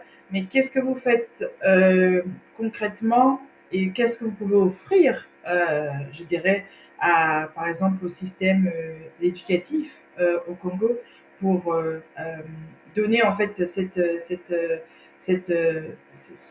élan aux jeunes entrepreneurs ou bien aux jeunes juste étudiants ou élèves qui ont de bonnes idées et qui n'arrivent pas à les mettre ensemble. Alors, ce que nous faisons déjà, je peux donc l'expliquer. Ce que nous faisons déjà, c'est travailler avec des incubateurs et des accélérateurs, c'est-à-dire des organisations dont le rôle est justement de prendre des personnes qui aspirent à devenir entrepreneurs ou des personnes qui ont déjà commencé et de les mettre en face d'experts et en face d'expériences qui vont leur permettre d'accélérer leur apprentissage et de rendre leur idée concrète, monétisable, etc. Et donc, nous, chez Pinchasa, ce qu'on fait, c'est leur donner des formations, leur donner des ateliers, leur donner du mentoring, qu'il soit collectif ou individuel. Et donc, que ce soit à travers des écrans, parce qu'on est dans le monde entier, ou bien sur place, où vraiment, physiquement, nous les accompagnons à débloquer leurs chakras entrepreneuriaux. Donc ça, c'est ce que nous faisons avec les incubateurs et les accélérateurs. Ce que nous faisons à côté de cela, c'est produire un cursus tout entier. Et nous avons produit un cursus tout entier. Donc, pour vous dire, les incubateurs, ce qu'ils font, ils vont sur notre site web, ils voient le catalogue de plus de nos 100 matières. Et ces 100 matières, elles vont de la capacité à utiliser les outils gratuits en ligne pour être une personne sérieuse, disciplinée et autonome, à l'ensemble des modèles et des schémas mentaux de pensée qu'il faut modifier pour être capable d'innovation. quel que soit le secteur. Et ça va ensuite vers l'ensemble des capacités et des méthodologies pour être capable de monétiser une idée. On a parlé d'Adam qui disait que le grand problème, c'est le nerf de la guerre, c'est l'argent. Hein. Donc, rendre les gens capables de monétiser à partir de rien. Et enfin, le quatrième élément, hein, on travaille en 4 cycles, c'est un cycle dans lequel on donne le réflexe d'agir. Adam a parlé tout à l'heure du réflexe des symposiums et de la parlotte. On a une véritable maladie chez les Congolais. Nous, on donne le réflexe d'agir. On pense que ce n'est pas une question de motivation, c'est simplement que les personnes qui pensent que pour construire une application, il faut prendre 3 mois, alors que moi, je construis une application en un week-end. Chaque week-end, je peux construire une nouvelle société. Donc, quand une personne sait qu'est-ce qu'elle doit faire et que même si elle n'a pas étudié le code pendant 10 ans, elle peut le faire en 2 jours, eh bien, ça va faire naître chez elle des réflexes de l'action. Et donc, c'est ce qu'on fait sur ces 4 cycles, ces 4 cursus. Et nous sommes en train, hein, c'est une révélation, ne le dites à personne, nous sommes en train actuellement de construire en sourdine des partenariats pour bientôt voir naître notre académie dans toute sa splendeur, j'ai envie de dire. Mais actuellement, nous délivrons les cours de avril, donc maintenant, à novembre. Les gens peuvent s'inscrire sur notre site ou via notre service client à toute une série de cours qui ont lieu en ce moment 1 à 2 fois par semaine.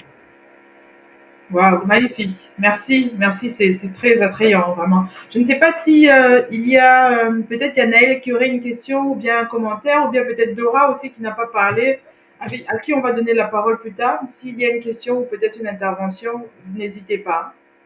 Yanaël? Je vais donner la parole à Dora. Je pense que c'est la seule qui n'a pas encore parlé ce soir. Non, mais Quelle empathie, Yanaël! le problème est que Dora aura la parole pour faire la synthèse, donc il ne faut pas la Absolument. Oui, j'aurai la parole à la fin, mais on approche de la fin tout doucement. De Oui, toute oui, façon, oui, oui. Très bien. Mais moi, oui, j'aimerais vraiment saluer la qualité des interventions qu'on a eues. Honnêtement, je me jette des fleurs parce que je fais partie des organisateurs, mais vraiment, je trouve que vous avoir tous les intervenants dans cette émission, je trouve que c'était vraiment une jolie composition et je suis très heureuse de pouvoir. Moi, je les connais, les panélistes, donc je connaissais leur potentiel, mais je suis très heureuse que d'autres, peut-être, ont pu les découvrir ce soir, ont pu avoir peut-être des perspectives ouvertes et tout ça dans le cadre de la semaine de la science. Je trouve ça vraiment chouette parce que je ne l'ai pas dit au début, mais chaque année, on a un nouveau thème. Donc, chaque année, on a un thème inédit par rapport à la semaine de la science. Et le thème de cette année, c'est Imagine demain, science et société. Donc, je trouve que les 3 panélistes ici ont vraiment grossé un tableau qui nous permette effectivement ensemble de construire une société de demain qui soit effectivement plus empathique, plus ancrée. On a utilisé le mot avec amour dans une conférence qui parle des sciences. Je trouve ça extraordinaire de relier les deux parce que pour moi, c'est vraiment effectivement ça qui va sauver la société de demain, c'est de faire les choses, mais avec une perspective d'empathie et de bienveillance pour résoudre des problèmes locaux, des vrais problèmes, pas juste pour se faire de l'argent, parce que ça aussi, on peut créer des choses pour se faire de l'argent parce que ça va marcher, mais l'idée ici, c'est vraiment de revenir à des besoins avec de l'empathie pour construire demain. Je trouve ça très beau, tout ce qui s'est dit ici. Qu'en pensez-vous, Pierre? Bon, je l'appelle toujours Père Bojoko. Alors, j'essaie maintenant de l'appeler juste mon ami Jean-Pierre, mais comme je suis toujours appelé Père Bojoko, voilà. Qu'en penses-tu, mon ami? Oui, alors je crois que je ne sais pas si c'est déjà la parole pour faire la synthèse. Oui, je pense que oui, je crois on peut clôturer. Bon, on a déjà assez, en tout cas bien. En tout cas, c'était très instructif. Hein, pour moi, j'ai beaucoup beaucoup aimé, oui, j'ai beaucoup apprécié les 3 interventions. Malheureusement, on a perdu un des intervenants à cause d'un problème de connexion, mais vraiment pour relier les trois ont été reliés brillamment avec Bora Technologie et puis ensuite Yanaël avec l'art et son livre sur l'autisme qui a relié ça avec excellence avec la prochaine intervenante qui a été Laetitia Massa, avec Pinchasa. Pinchasa que je connaissais déjà un peu, je me souviens, il y a quelques années sur Facebook déjà, elle carburait avec Pinchasa et donc je la suivais déjà, mais vraiment, j'ai pas eu l'opportunité d'aller sur le site pour voir comment ça s'est développé, mais je vais le faire et je vais partager aussi et je vais faire de même aussi pour Bora Technologie et aussi pour l'activité de Yanaël. Et donc voilà, merci beaucoup à vous tous. Et donc je vais donner donc la parole à Dora pour faire la synthèse et puis ensuite nous allons pouvoir clôturer la conférence. Merci à vous. Encore merci à tous les intervenants. Merci à toi Yanaël, merci Laetitia, merci à Héritier Adam qui va être en train de défendre sa thèse maintenant. Donc on lui envoie plein d'ondes positives. On sait qu'il aura, c'est un garçon brillant, mais voilà, merci vraiment à lui d'avoir pris le temps. Merci aussi à Arthur, celui qu'on n'a pas pu entendre, mais il devait nous parler un petit peu de l'importance de l'agriculture pour avoir une société plus résiliente et plus souveraine d'un point de vue alimentaire, tout simplement. Laetitia, il aurait sans doute fait un lien avec ce qu'a dit Laetitia, avec l'anecdote de la graine qu'elle laisse tomber et qui pousse, parce qu'effectivement, nous avons une terre fertile qui fait des envieux. D'ailleurs, on parlait de territoire, on n'a pas seulement une richesse dans le sous-sol, le sol est riche tout autant, riche d'un point de vue biologique, et ça compte aussi. Donc, nous pouvons être souverains en termes de production alimentaire, mais nous ne le sommes pas encore. Donc ça, Pinchasa et Bora Technologie, ce sont des problèmes qu'il va falloir nous aider à résoudre. Voilà. Et c'est prévu, c'est parfait. Et Adam disait, et Laetitia a rebondi dessus aussi, qu'une de nos ressources, tout le monde le dit, c'est la jeunesse congolaise.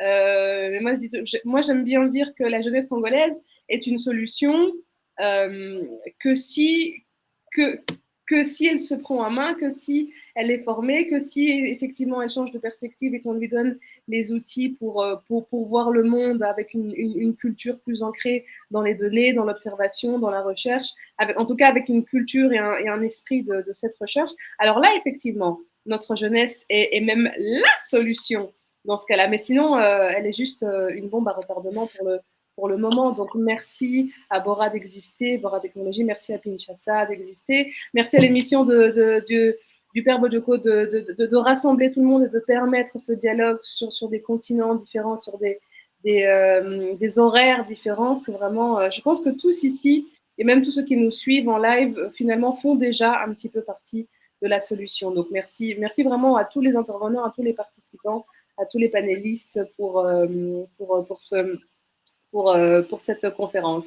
Alors, je vais juste revenir sur 2-3 idées. Donc, Adam nous a parlé aussi, des idées qui m'ont parlé à moi, peut-être qu'ils ont parlé à d'autres dans le public. On a parlé du fait de l'importance de banaliser la recherche scientifique, et Laetitia est revenue là-dessus aussi, l'importance de ne pas se dire, OK, un scientifique, c'est forcément quelqu'un qui a étudié, qui a le diplôme, mais je peux utiliser, et là je fais le lien avec la semaine de la science, mais aussi notre objectif de promouvoir la culture scientifique, et c'est vraiment ça. Vous l'avez tous résumé ici, l'idée c'est d'observer le monde, de récolter des données et d'agir, non pas en fonction parfois des croyances qui peuvent être intuitives, contre-intuitives ou pas forcément vérifiées, mais de travailler à partir des données fiables pour pouvoir réfléchir à une solution, pour pouvoir proposer quelque chose. Et Yanaël a proposé des solutions à travers l'art, ça aussi, mais ça part d'une observation, et puis l'art, ça s'observe quoi qu'il arrive. Donc, l'idée d'observer pour faire quelque chose de concret, ne pas rester dans la parole, que nous, on aime beaucoup, les Congolais, et ça peut être une force. C'est très bien de pouvoir mettre les mots sur les choses, mais c'est juste dommage que ça n'arrive pas, que les mots n'arrivent pas à être transformés en action. Et là, de nouveau, Laetitia est longuement revenue là-dessus sur comment est-ce qu'on peut éduquer, parce que ça s'apprend finalement. C'est pas forcément inné, l'art de transformer ce que l'on voit en solution. Ça s'apprend et ça peut s'apprendre à travers l'art, ça peut s'apprendre à travers la culture scientifique. Oula. C'est là qu'on sent que je suis à Kinshasa. À travers tout ce dont on a parlé, c'est une chose extraordinaire. Donc voilà, développez-moi des solutions pour que ce genre de choses. La dynamo. Mais on voit toujours, tout va bien. J'avais prévu le coup. Ce qui m'a touchée aussi dans ce que disait Yanaël, c'est que le pouvoir de l'art peut éveiller les consciences. Et ça, c'est extraordinaire, effectivement. Éveiller les consciences, c'est ce qu'on essaye tous de faire de notre manière à travers nos initiatives, que ce soit la Semaine des Sciences, que ce soit Bora Technologie, que ce soit Kinshasa. On essaye d'éveiller quelque chose pour que ce soit concret dans la société et pouvoir le transformer en action. Elle a dit aussi, Annelle, que pour changer les tabous, il faut changer le vocabulaire. Je trouve ça extraordinaire, effectivement. Mettre les mots sur les choses et mettre les mots qui ouvrent des fenêtres plutôt que des mots qui construisent des murs. Voilà.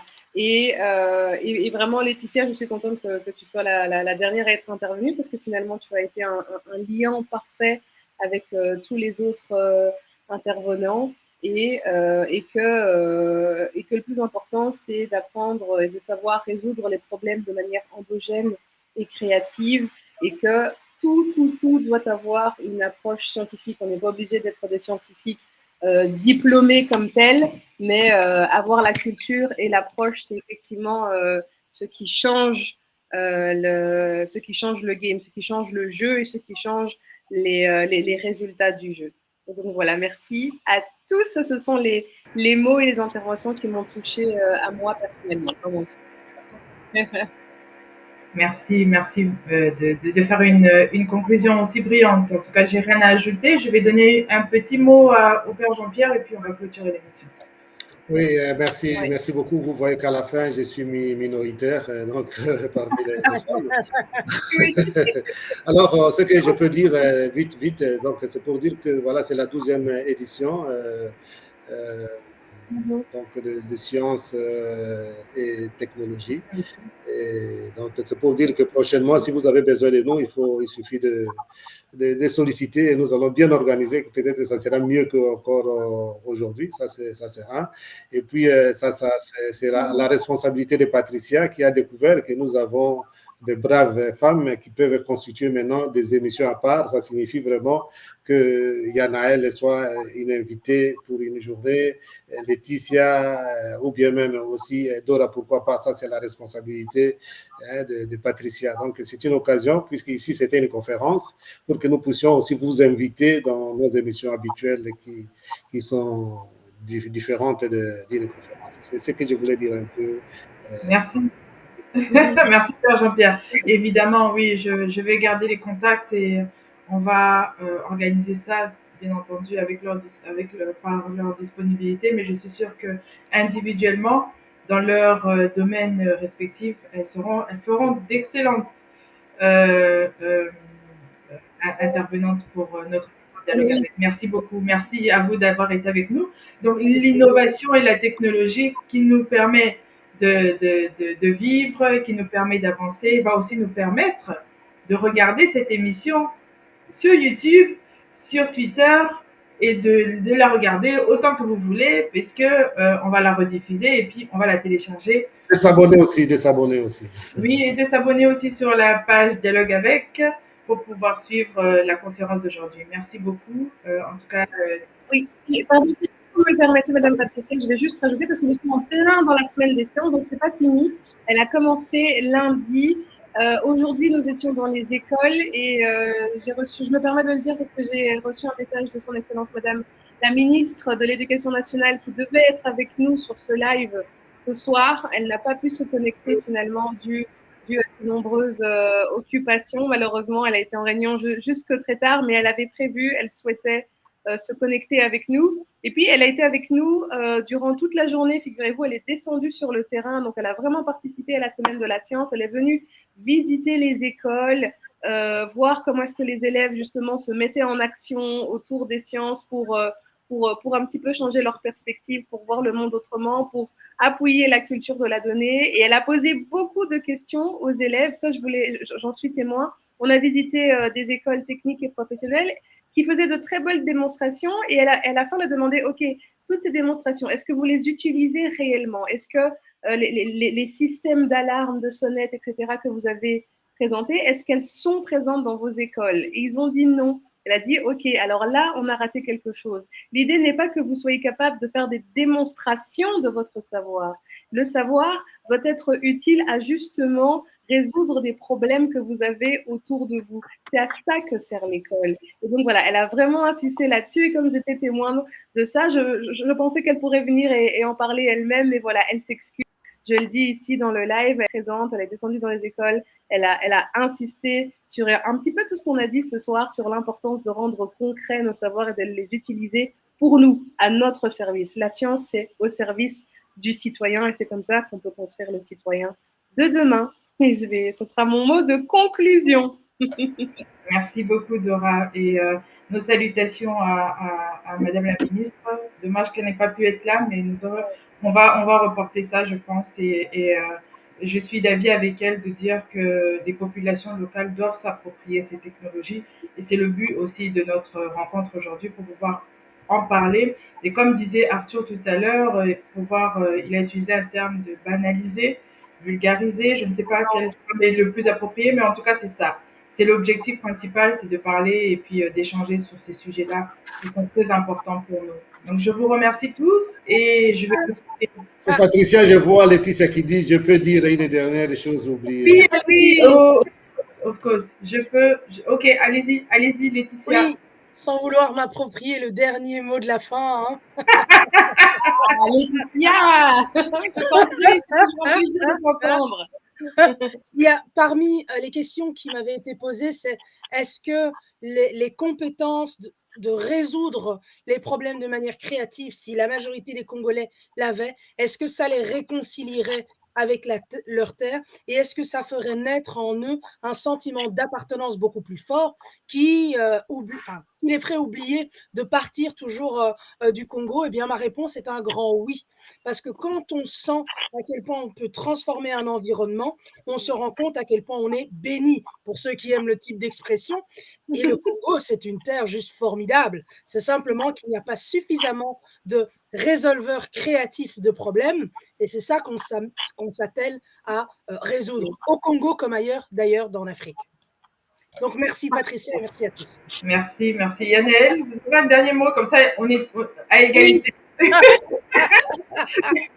Qu'est-ce que je peux dire? Tout a été dit, mais je dirais que oui, en fait, on est les acteurs. On est réellement les acteurs de la société de demain et c'est à nous de prendre l'outil qui est entre nos mains. Que ce soit l'art, que ce soit la science, que ce soit l'entrepreneuriat.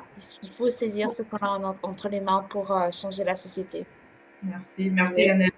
Merci beaucoup. Alors, tout le monde a parlé, tout le monde a dit son dernier mot. Brillant. Merci beaucoup au Père Jean-Pierre. Merci à vous les filles.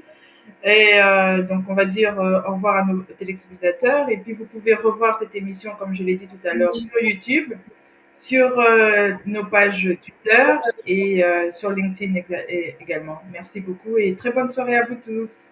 Au revoir. Merci à tous. Au revoir. Au revoir.